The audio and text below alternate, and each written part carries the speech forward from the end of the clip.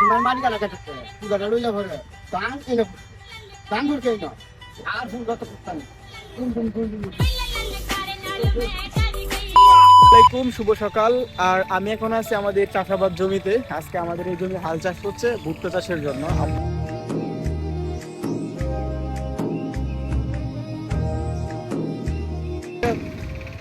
আর এই যে এদিকে হাল চাষ করতেছে একদম, ঠিক আছে।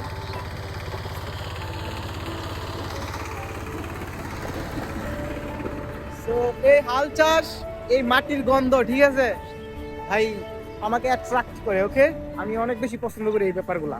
এই হাল চাষ করা, একটু পরে আপনারা সমান করতে হইব, তারপর ভুট্টার বীজ লাগাইতে হইব।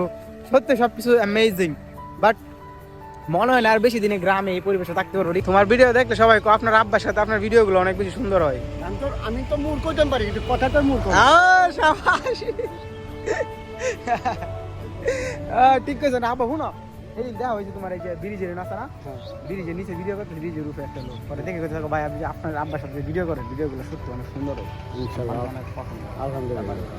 এই পছন্দ তো মানে এই যে আমাদের মধ্যে একটা ভালো বন্ডিং আছে, একটা ভালো সম্পর্ক, কথা বলি, এই ব্যাপারগুলো মানুষ অনেক ভালো লাগে। হ্যাঁ ঠিক আছে, এই দেখতো দুনিয়াতে বাঁচতে গেলে কি আজকে মরে গেলে আমার কেউ দেখতো না, কিন্তু আমার দেখবো কি আমার আচার আচরণ অথবা আমার চলাফেরা এই দৃশ্যগুলো দেখবো না।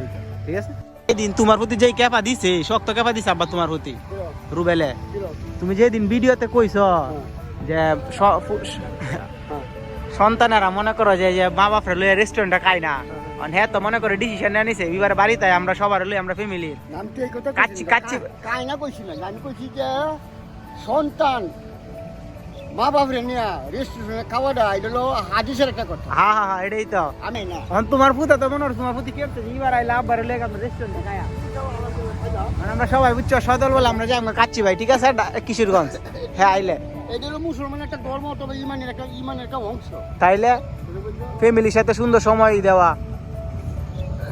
অনেক আব্বা ময়দান লাগবো কে তো মই তো আচ্ছা, আমি কারো এমনি সমস্যা নেই।